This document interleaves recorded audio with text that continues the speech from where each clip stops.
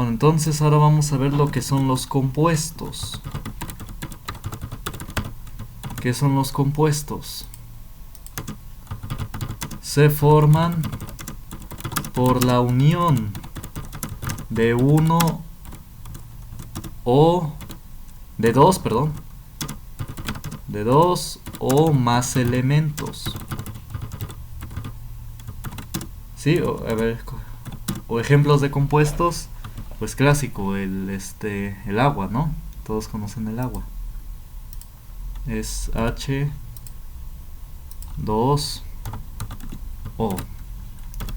Otro ejemplo de compuesto, el cloruro de sodio, la sal de mesa, NaCl.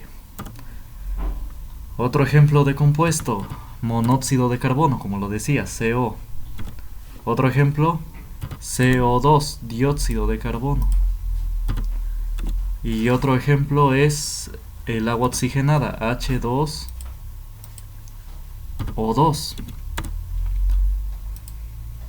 Entonces miren cómo cambian las propiedades de las moléculas por agregarles tan solo otra molécula. ¿A qué me refiero? Miren, el H2O, el agua, pues es fundamental para la vida.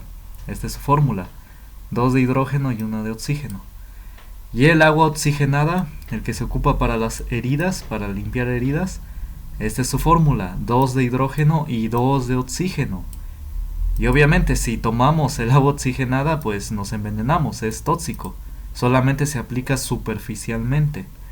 Entonces las propiedades cambian increíblemente solamente por agregarles un oxígeno, ¿no? El agua tiene un oxígeno y el agua oxigenada 2 oxígenos. Entonces cambian las propiedades increíblemente. Entonces, tan solo por agregarles una molécula es otro compuesto completamente distinto. Se aplica el agua oxigenada, el peróxido de hidrógeno, peróxido de hidrógeno, se aplica nada más superficialmente. Y el agua, pues sí, se ingiere, es fundamental para la vida. Entonces copien este concepto y estos ejemplos de compuestos.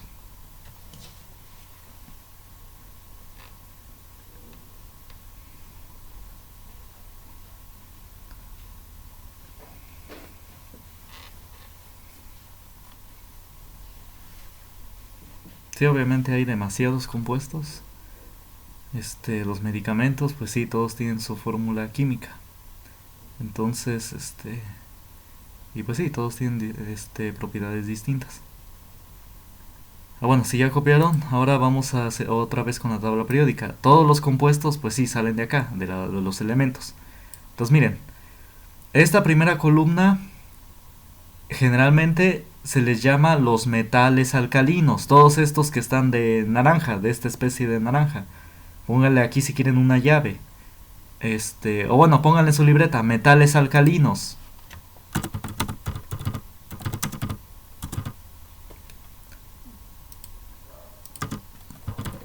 Sí, les debí pedir su tabla periódica, pero se me fue. Es primera columna.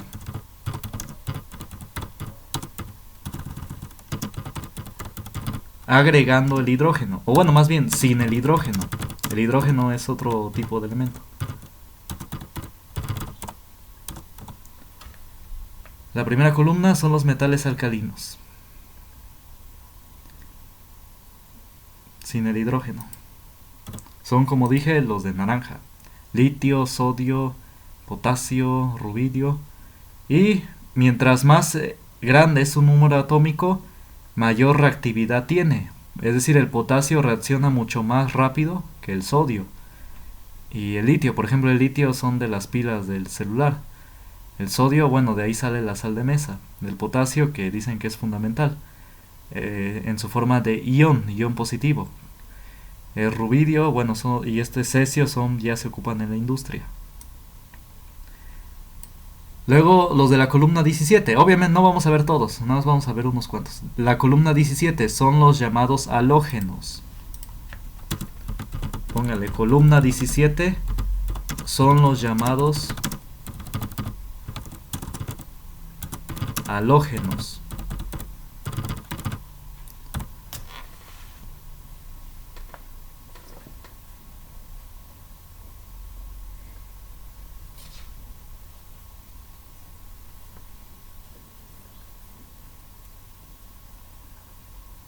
Sí, son estos que están aquí en púrpura.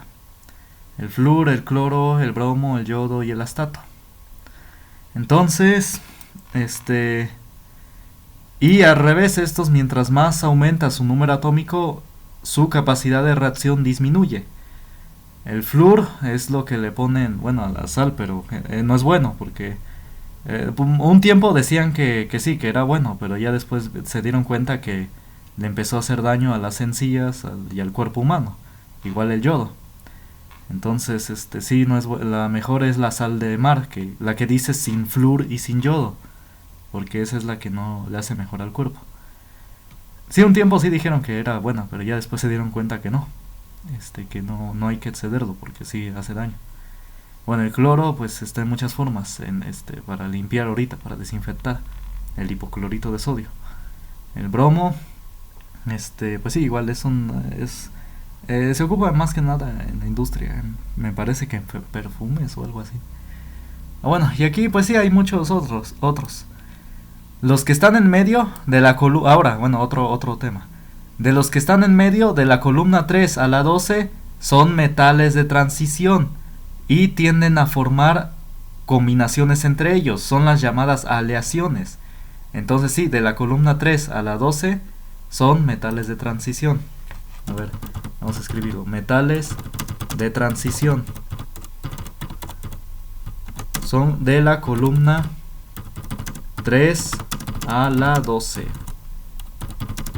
¿Y qué hacen entre ellos? Forman compuestos entre ellos, o compuestos entre sí, que son las llamadas aleaciones. Sí, compuestos entre sí. Bueno, vayan copiando.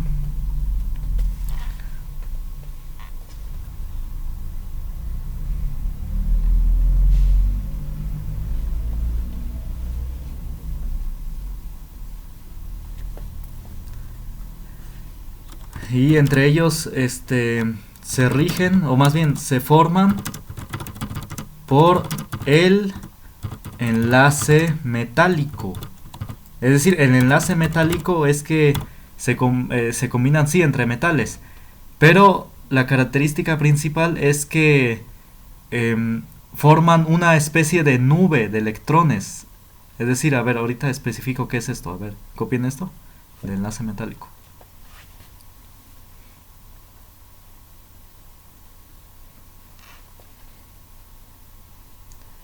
Bueno, si ya copiaron, sí me voy a ir un poco rápido porque hay otros temas que quiero ver.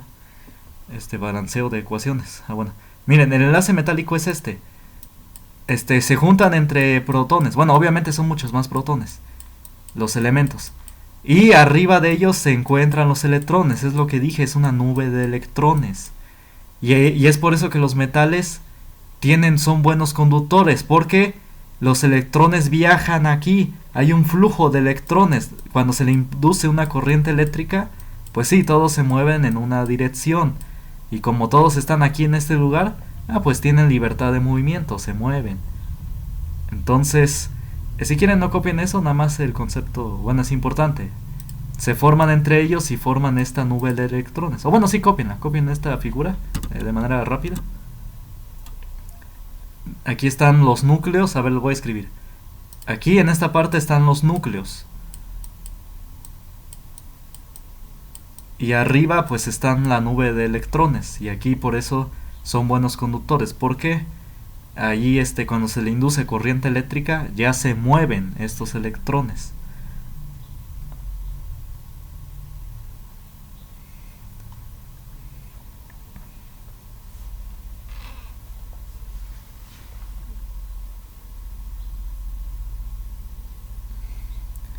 Bueno, algo que también se me pasó, ahorita ya lo noto. Ahora, bueno, si ya terminaron de copiar. Metales alcalinos, y los halógenos. Es por eso los puse. Pongan ahí adelante o abajo, se me fue, perdón. Se tienden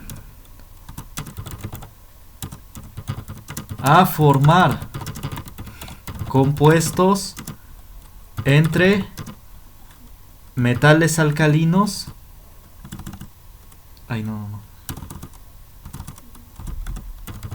Entre metales alcalinos y los halógenos. mediante enlace iónico. El enlace iónico son, entre paréntesis, atracciones eléctricas. Póngale, cuando digo metales alcalinos, póngale positivo, es decir, ellos tienen carga positiva. Y los halógenos carga negativa, por eso es enlace iónico. Mediante enlace iónico, atracciones eléctricas.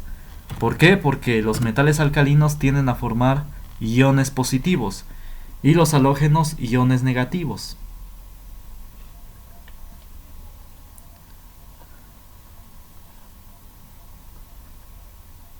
Entonces aquí ya incluso estoy introduciendo de manera rápida los tipos de enlace. Enlace iónico es por atracciones eléctricas. Enlace metálico es entre los metales de transición y forman ¿qué? Una nube de electrones.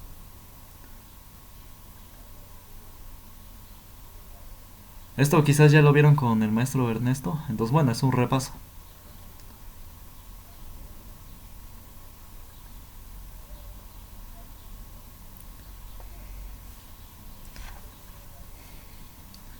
Bueno, y el enlace covalente, bueno, de manera rápida.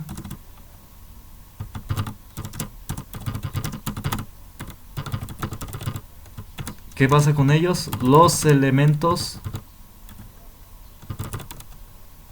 comparten sus electrones entre sí.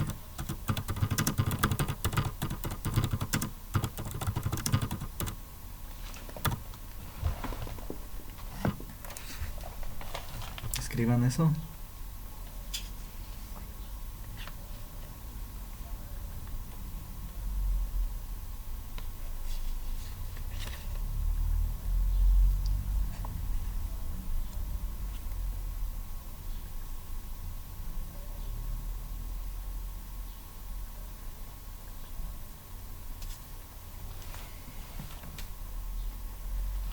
Por ejemplo, un ejemplo de esto es el hidrógeno o el agua, se forma por enlace covalente, más bien el hidrógeno.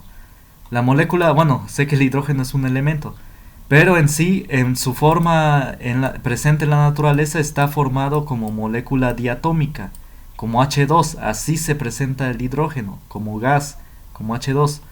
Lo que pasa, pongan en el ejemplo ahí abajo de enlace covalente. Perdón. Es que en el enlace covalente se forma una sola nube en donde orbita los electrones del compuesto. Hagan de cuenta, aquí este es el negativo. Y aquí están los dos núcleos. Así es como este es el caso del hidrógeno. Son dos átomos de hidrógeno. Estos son sus dos núcleos. Tienen un solo protón. Y ambos comparten, ¿qué? Este electrón. Bueno, esta órbita está un poquito equivocada. A ver, déjenme volver a ponerla. Es una especie, aquí baja, aquí sube, ahí está. Así. Así. El electrón va orbitando. Es una sola órbita que se forman entre ellos. Entonces pongan este ejemplo. Voy a hacer mejor este electrón. Voy a ponerlo como un círculo. Ahí está.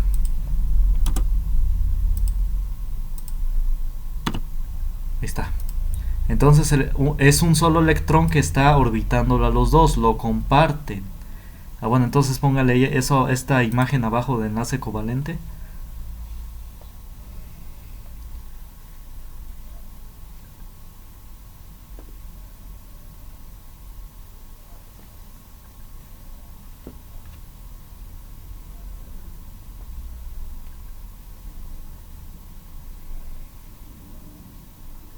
Bueno, si ya copiaron. Sí, perdón que me voy rápido, pero es que hay más temas que ver. Bueno, entonces estos sí son ya vimos de jalón enlaces atómicos, iónico, metálico, covalente y ¿cómo se dice? Y metálico. Entonces, ahora vamos a seguir viendo reacciones entre los compuestos. Ahora pongan como título ácidos y bases.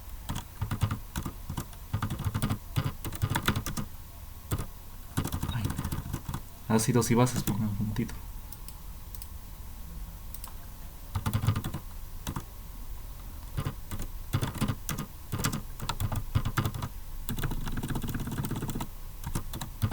Ay, no. Ahí está. Ácidos y bases.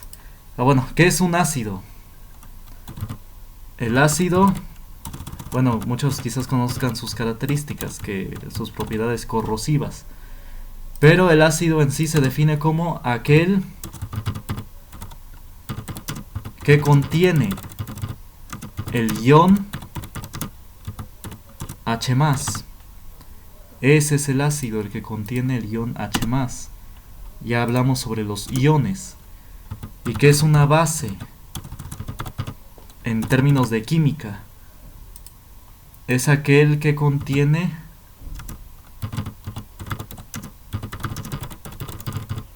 el ion OH-, el ion hidróxido. Este se le llama hidróxido porque pues sí tiene hidrógeno y oxígeno.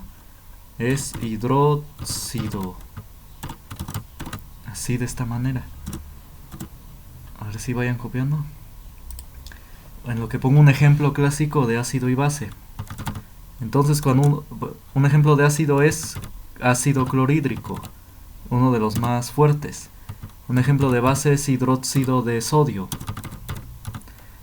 Si uno combina ácido con base, bueno, voy a poner su fórmula antes de poner un ejemplo. La fórmula química es ácido. Ahí está.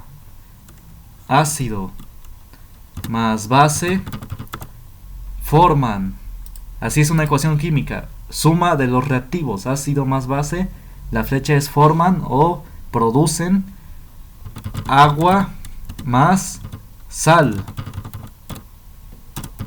Esta es la forma de reacción de los ácidos y bases. Si combinan ácido con base, se forma agua y sal.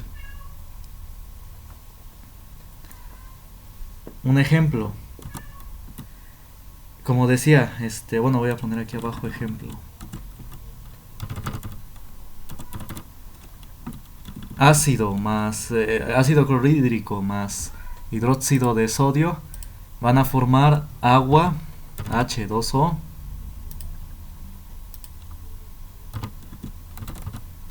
y sal, NaCl, ¿cómo se llama? Cloruro de sodio. Obviamente todas las reacciones van a ser distintas, hay muchos tipos de sales. Este es el ejemplo muy clásico, el primer ejemplo. Hay muchos tipos de sales, entonces no solamente la sal de mesa, esta es la sal de mesa, el cloruro de sodio, la que uno usa en los alimentos. Pero esta es la fórmula general, y hay muchos tipos de sales y muchos tipos de bases y de ácidos. Esto es solo un ejemplo, no siempre va a salir cloruro de sodio.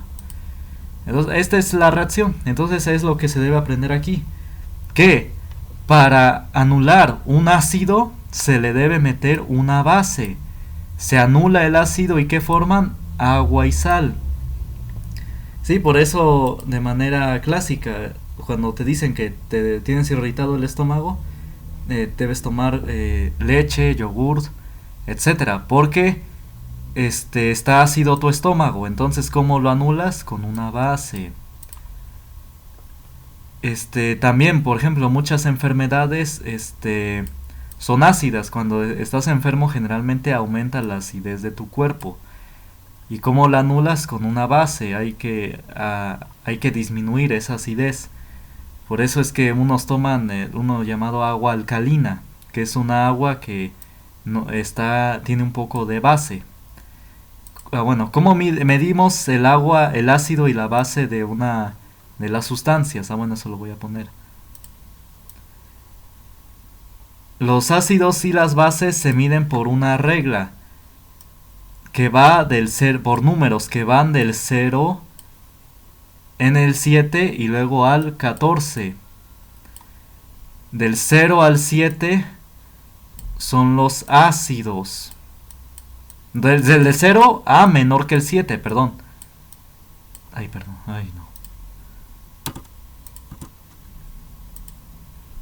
A ver, ácidos.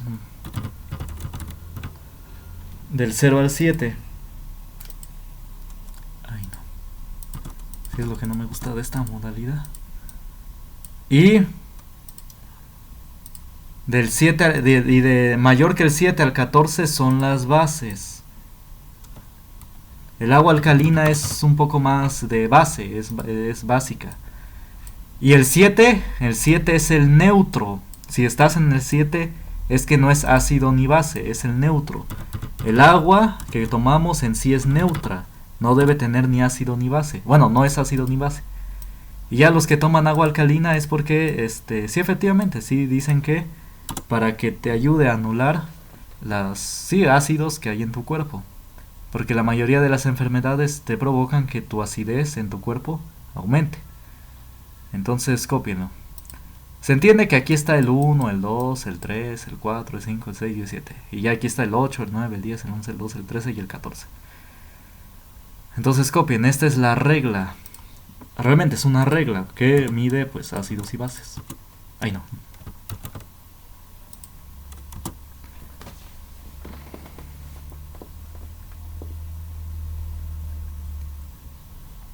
Sí, entonces si ya copiaron, sí copien un poco rápido. Entonces sí, por ejemplo, hace tiempo, pues sí, unos chavos de bachillerato, sí estaban diciendo que, pues sí, que tenían un poco, al ingerir una sustancia, sí, una droga, les empezó a dar taquicardia, sintieron que el corazón se les iba a salir del pecho. Y les digo, bueno, para empezar no se droguen, es malo, decía un padre que ayudaba a niños de la calle, que la droga es un reflejo de su dolor. Porque sí, como él convivía con los niños de la calle, los niños se drogaban con resistoles y lo que sea. Y él observaba eso, la droga es un reflejo de su dolor. Ah, bueno, pero les decía, bueno, no se droguen. Pero si lo hacen, si les pasa eso, pues tomen una base, porque las drogas son ácidas, aumentan la acidez del cuerpo. Por eso surgen alucinaciones y todos los efectos, taquicardia, etcétera. Es decir, que el corazón empieza a latir, que sientes que se te va a salir del pecho. Entonces les digo, pues sí, tomen, si tienen bicarbonato de sodio en su cocina, póngalo en agua y se lo toman, para que así se anule el ácido, porque el bicarbonato de sodio es una base.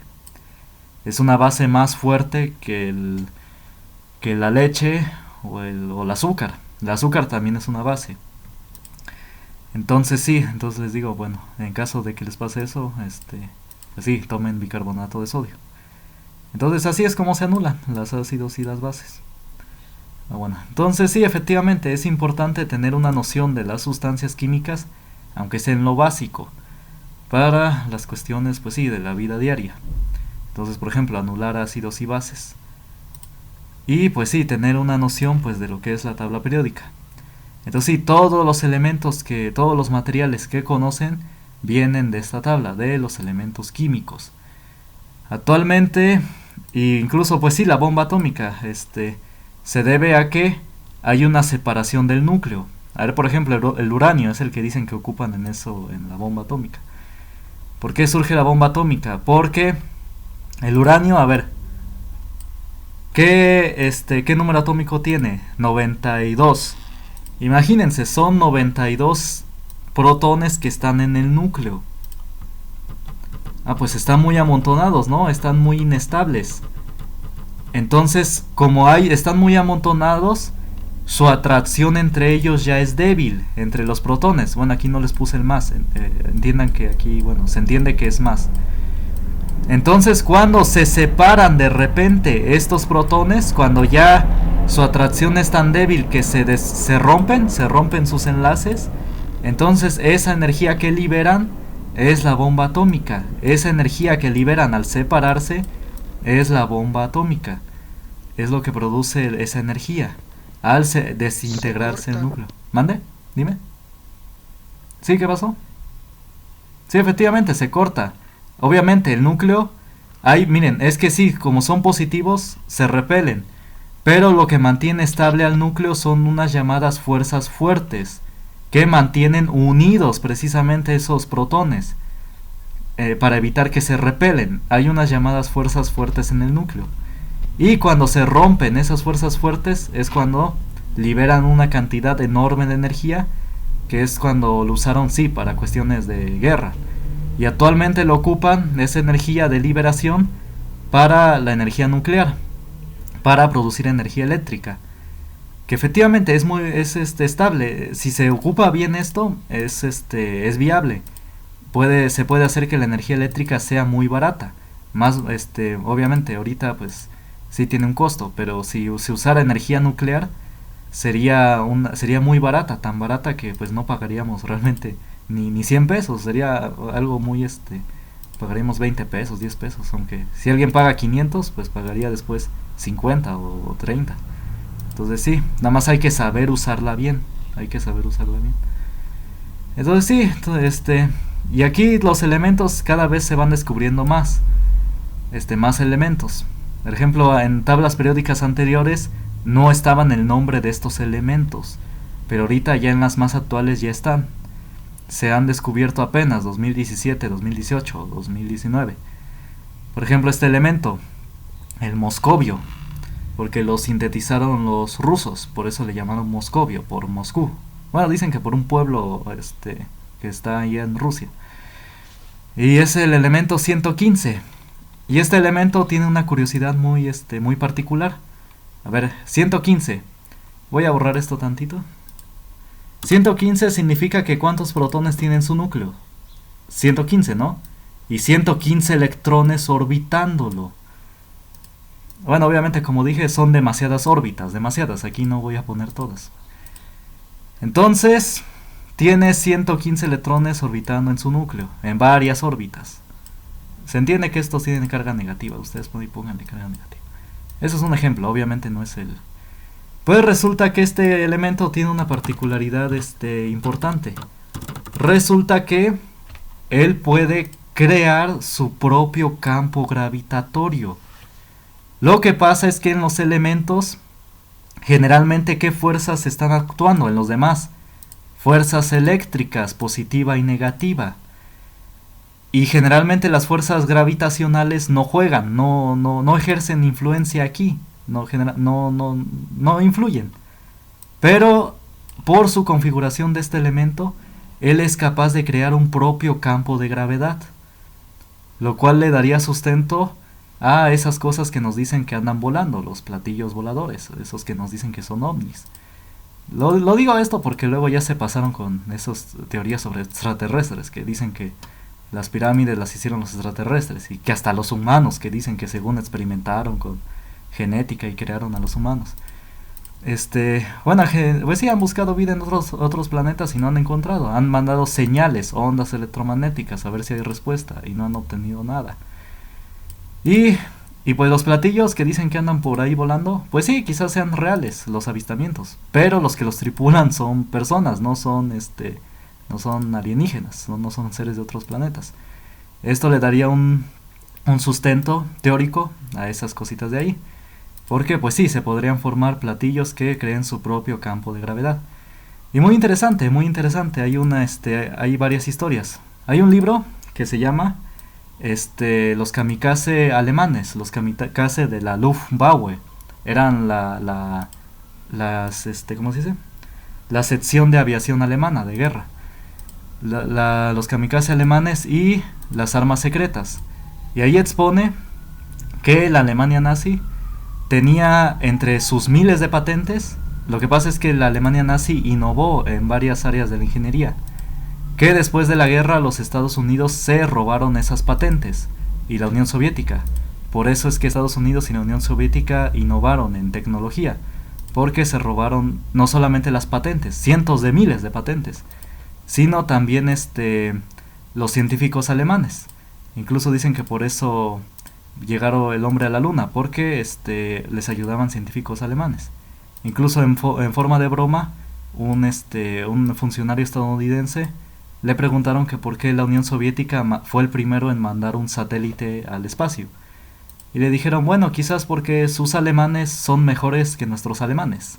Nos lo dijo en forma de broma, pero pues entre broma y broma pues puede que diga algo de verdad.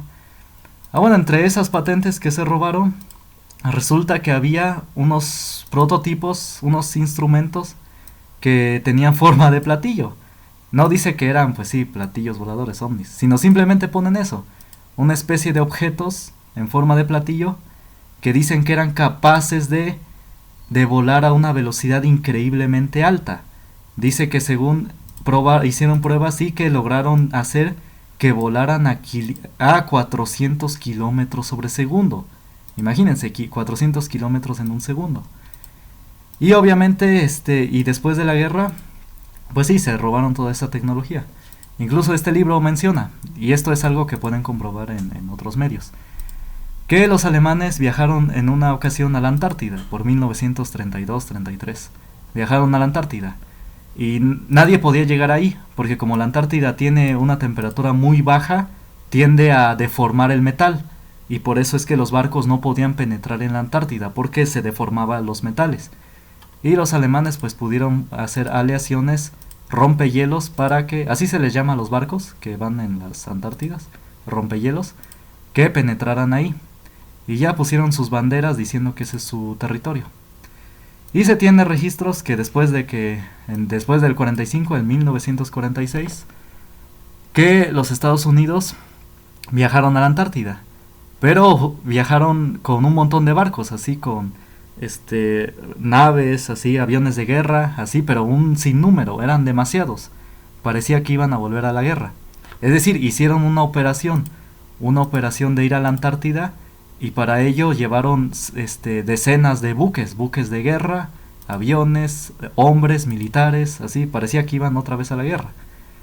La operación estaba diseñada para 6 meses, pero se regresaron de repente a las 6 semanas e hicieron una parada en Chile, y esto lo recogió el diario El Mercurio. El Mercurio sí publicó en su momento las declaraciones del general, y les dijeron: ¿por qué se regresaron a las 6 semanas si se supone que iban a ir 6 meses?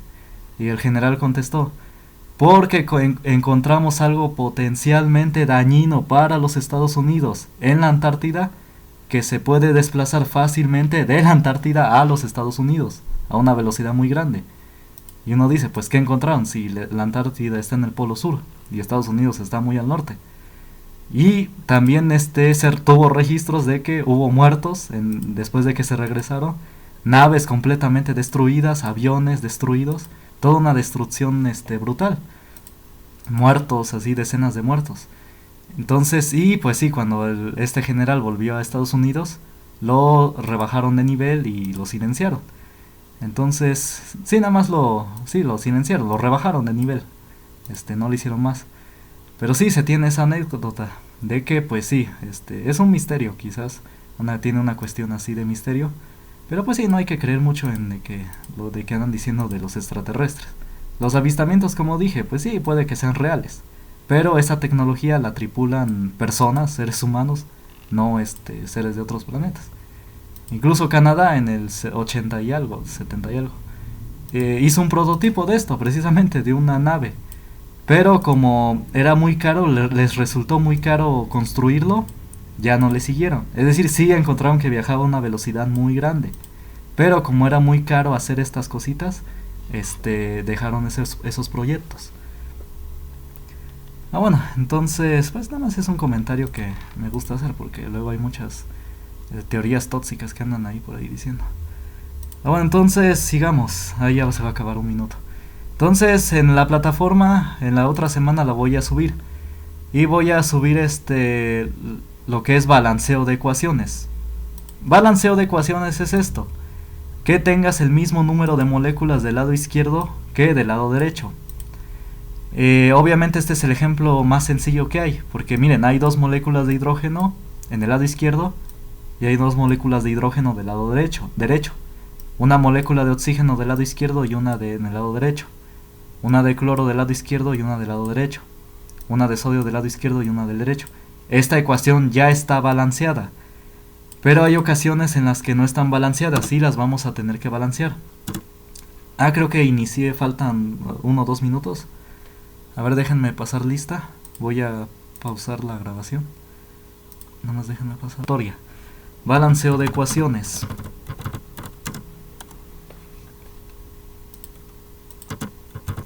En la próxima clase vamos a ver biología. Igual Entren, vamos a hacer varios comentarios de enfermedades, virus, bacterias, que sí pueden resultar interesantes por su aplicación actual.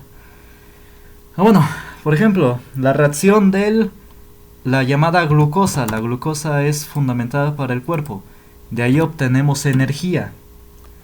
Y sí, obviamente hay personas que, por diversas razones, que quizás comentemos en la otra clase, tienen exceso de glucosa, que es la llamada diabetes o hiperglucemia, que no pueden procesar su glucosa y la acumulan en sus tejidos. Pero en sí es fundamental para el cuerpo humano. De ahí obtenemos energía. Lo voy a comentar más a fondo en biología. Aquí nada más voy a poner el ejemplo de balanceo de ecuaciones. Esta es la respiración humana. En nuestro cuerpo hay glucosa. Cuando se combina con el oxígeno que respiramos, ahí es cuando se transforma en dióxido de carbono, que es lo que exhalamos, ¿no? Exhalamos dióxido de carbono. Y también se produce agua. También producimos agua al respirar. Sí, por eso un 45% del cuerpo humano me parece que es de agua. O 70%, creo 70%.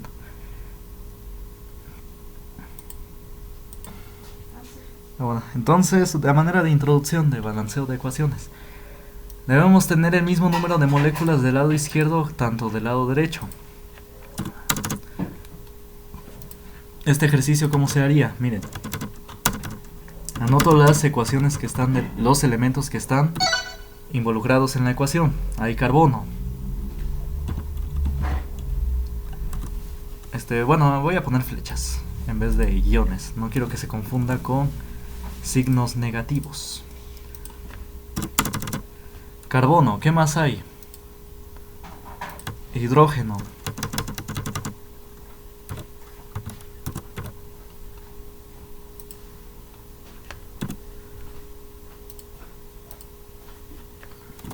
Ay, no.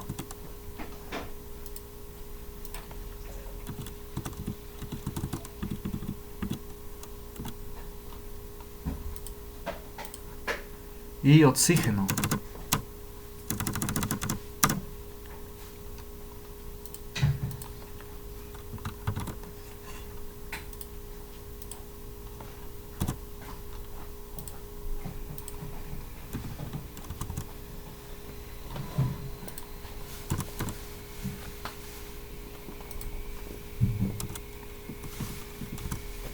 Bueno, entonces ahí está. Ahora, vamos a anotar cuántas moléculas de carbono hay del lado izquierdo. ¿Cuántas hay? Hay 6, ¿no? Aquí dice 6 de carbono. Luego, del lado derecho, ¿cuántas hay? Ahí resulta, miren, hay una. Del hidrógeno, del lado izquierdo, ¿cuántas moléculas hay? Hay 12. Y del lado derecho, ¿cuántas hay? Hay 2. Del oxígeno, ¿cuántas del lado izquierdo hay? Perdón, 6 más 2, hay 8. Y del lado derecho, 2 más 3, más 1, son 3. Entonces hay que equilibrar. Debemos tener el mismo número de moléculas del lado izquierdo, tanto del lado derecho. Miren, aquí hay 6. Y aquí hay 1. Entonces, ¿qué debo hacer? Debo multiplicar el 1 por el 6. Para que 6 por 1, ¿cuánto dé? Pues dé 6. Ahora haya 6 moléculas. Entonces, ¿cómo multiplico por 6 la molécula de carbono? Ah, lo hago aquí. Aquí es donde multiplico por 6. Es que hay una molécula de carbono. Por este 6 serían 6 moléculas de carbono. Entonces aquí es donde multiplico por 6. Se pone el número aquí, en grande, aquí al lado. No se puede poner así. No se puede, no, sería incorrecto. ¿Por qué es incorrecto? Porque sería otra sustancia, otro compuesto. En cambio, sí puedo poner este número acá porque tiene que ver con el número de moles.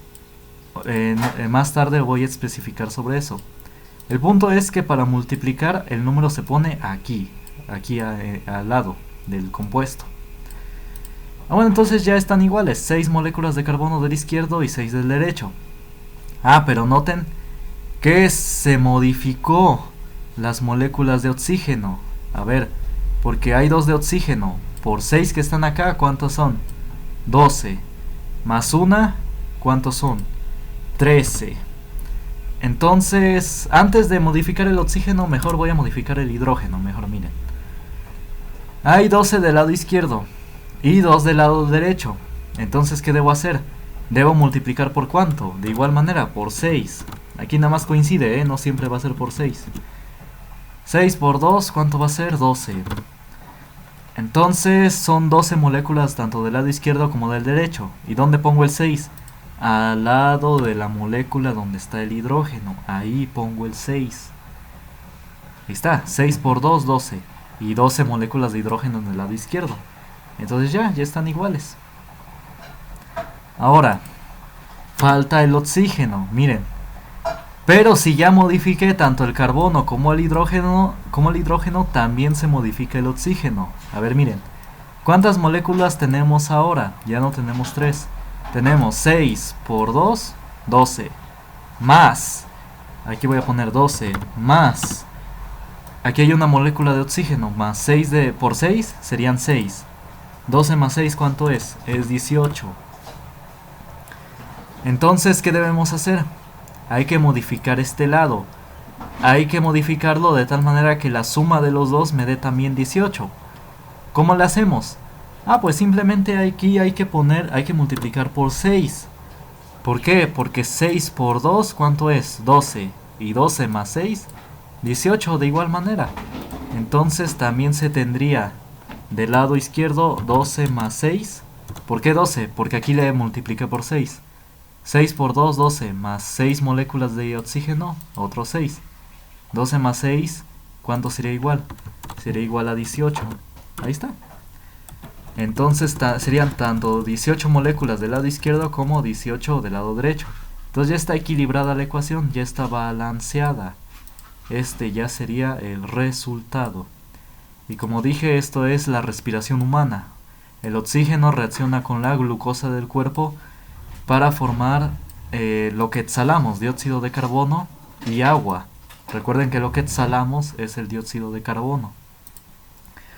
Bueno, en la plataforma más tarde voy a poner más ejemplos y otras cuestiones que se llaman relaciones masa-masa y masa-mol o mol a mol. Después lo van a ver.